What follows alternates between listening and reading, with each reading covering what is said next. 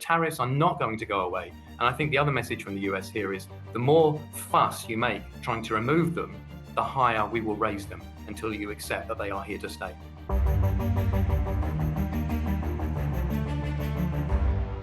There's still a lot of confusion about the state of the US tariff regime. How would you sum up the current situation? Well, it is confusing on one level, but one thing you can see very clearly is that tariffs are not going to go away. This particular measure was struck down by the court on one particular set of legal grounds, even if actually they said that Trump could have banned all inputs, or imports rather, into the US economy at the stroke of a pen, which is much more than he had been doing. But that doesn't mean that particular piece of legislation is therefore as tactically useful as it has been up until now. But the key message is he has other laws he can rely on. And even if one of them gets shut down over the next 6 months, he has others after that. So tariffs are not going to go away. And I think the other message from the US here is the more fuss you make trying to remove them, the higher we will raise them until you accept that they are here to stay. Is President Trump's tariffs setback particularly bad news for Australia and Australian exporters, given its tariffs on goods going to the US had been set at 10%, now it will be 15%? Well, for the moment, they're 15, and I imagine we're going to go through a whole round of renegotiation all over again, which will probably bring to the fore all the other issues which run parallel to this, which is investment treaties and defense treaties, et cetera, et cetera. So effectively, the whole can of worms, which we thought had been sorted out, has to be dealt with all over again. But that's what I was just saying. It's part of the message the White House is going to try and send here. You push back, you just get more chaos until you accept that this is the way things are going to be. On the face of it right now, has Australia lost its comparative advantage? Well, I mean, if everyone's paying 15, including Australia, not particularly.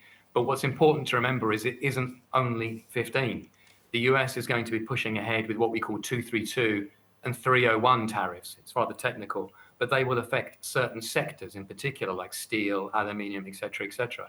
And those are going to be a lot higher. So I think Australia still has room to sit down with the White House and say, A, can we try and get back down to 10? And B, what do we have to do to not be hit by those as well? So it's an evolving process. We went from, zero, where we were down to 0, back up to 10, back up to 15 in just over 24 hours over the weekend. Let's see where we are by next weekend. Australia is one of a number of countries that had sought to do deals with the US in areas including critical minerals. Is the value of such deals, Michael, being eroded by the most recent tariff changes?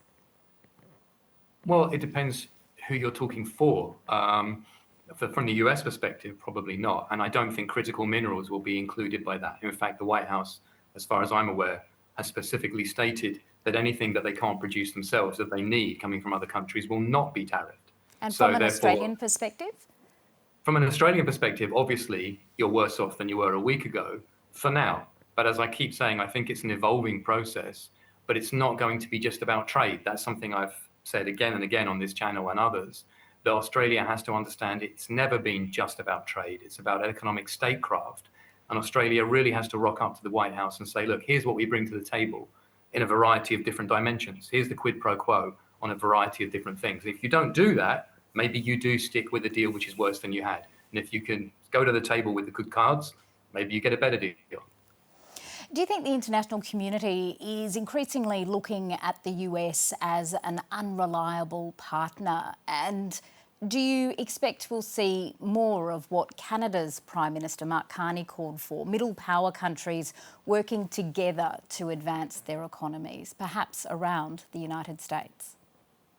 I'm sure we'll see a great deal of rhetoric about that. I'm sure we'll see a great deal of saber rattling and hopes and dreams and very little in reality.